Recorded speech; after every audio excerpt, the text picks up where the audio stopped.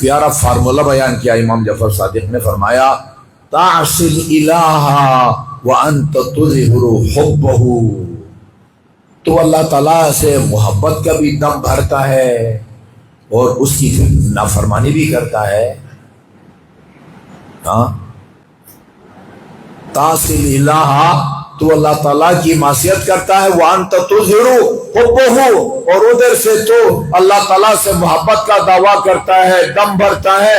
ھذا لعمری فی الفعال لبدیع، یہ مجھے اپنی زندگی کی قسم، اور یہ تو عجیب تو غلطپن ہے بھائی، جس کی محبت کا دم بھرتے ہو اس کی نافرمانی کرتے ہو. پھر فرمایا لو کان حبک صادقا لاطعتہ، تو اپنے اس دعوی محبت میں اگر سچا ہوتا نا تو اللہ تعالیٰ کا کی اطاعت کرتا، کیونکہ قانون یہی ہے ان المحب لمن احب مطیع، ہمیشہ محب اپنے محبوب کا اطاعت گزار ہوتا ہے. یہ والی محبت ہے. الا من احب علی، جو علی سے محبت کرے، لا یخرج من الدنیا حتی یشرب من الکوثر، وہ اس وقت تک اس دنیا سے نہیں جائے گا، اس کو موت نہیں آئے گی جب تک اپنی زندگی میں وہ کوثر کا جام نہ پیے. اللہ من احب علی لا یخرج من الدنیا حتی یاکل من طوبہ. طوبہ کا ایک معنی خوشخبری بھی ہے، طوبہ خوشخبری ہے اس آدمی کے لیے. ایک جنتی پھل کا نام بھی ہے، شجرہ طوبہ. اللہ من احب علی لا یخرج من الدنیا حتی یاکل من طوبہ، جس کے دل میں علی کی محبت ہوگی اس معنی میں وہ اس دنیا سے اس وقت تک نہیں جائے گا جب تک اپنی زندگی میں شجرہ طوبہ کا پھل نہ کھائے. اور اس کے بعد فرمایا اللہ من احب علی لا یخرج من الدنیا حتی یرا مکانہ فی الجنہ، وہ جس کے دل میں علی کی محبت ہو اس وقت تک موت نہیں آئے گی، دنیا سے نہیں جائے گا جب تک اس دنیا میں بیٹھ کے جنت میں اپنا مقام نہ دیکھے.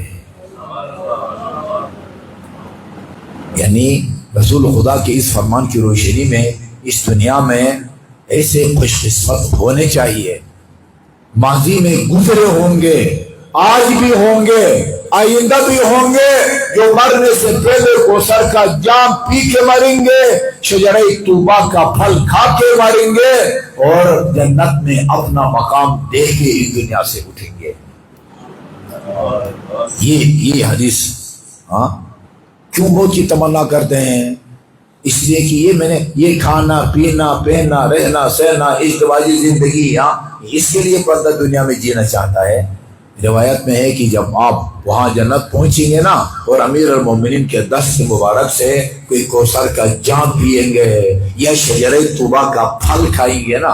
اچھا، اس دنیا میں جب آپ ایک نابینا آدمی بھی اگر آم کھاتا ہے تو اس سے اس کی آنکھیں محظوظ ہوتی ہیں؟ نہیں ہوتی نا. اچھا، ایک آدمی بہرا ہے، بہرا،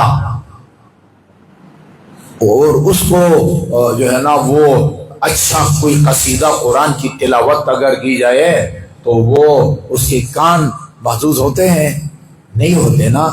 یہاں پر کان اچھی آواز سے محظوظ ہوتے ہیں، زبان اچھے لذیذ مزیدار اور ذائقہ دار مشروب اور معقول سے ذائقہ ہوتے ہیں، ناک وہ اچھی خوشبو سے جو ہے نا وہ ہوتی ہے، ہاتھ آپ کا بدن نرم اور نازک لباس ملائم لباس سے محظوظ ہوتا ہے. ایسا نہیں ہے کہ اچھا کھانا کھاؤ کان کو مزہ آئے، اچھی آواز سنے تو آنکھوں کو مزہ آئے. ہر ایک طاقت کا دائرہ کار محدود ہے، لیکن ادھر جب روز قیامت جب علی کے ہاتھ سے آپ جام پئیں گے یا شجرہ طوبہ کا پھل کھائیں گے، بیک وقت آپ کی پانچ طاقتیں جو ہے نا وہ محدود ہوں گی، پانچ طاقتیں محدود ہوگی. یہ جنت کی نعمتوں کی جو ہے نا، یعنی موت کی تمنا بندہ اس لیے کرے گا جس کو اپنے آخرت پر ایمان ہے نا اور یقین ہے، وہ اس دنیا کی نعمتوں کو، یہاں کا کھانا، یہاں کا پینا، یہاں پر اچھے منظر، یہ وہاں کی نعمتوں کے بارے میں ہیچ ہیں. لہذا جس کو اپنے آخرت پر بھی یقین ہے اور اپنے ایمان پر بھی یقین ہے، اپنے عمل پر بھی یقین ہے، وہ آخرت کی نعمتوں کے مقابلے میں دنیا کی نعمتوں کو کچھ نہیں سمجھتا، اس لیے وہ موت کی تمنا کرتا ہے. فَتَمَنَّوُا الْمَوْتَ إِن كُنتُمْ صَادِقِينَ.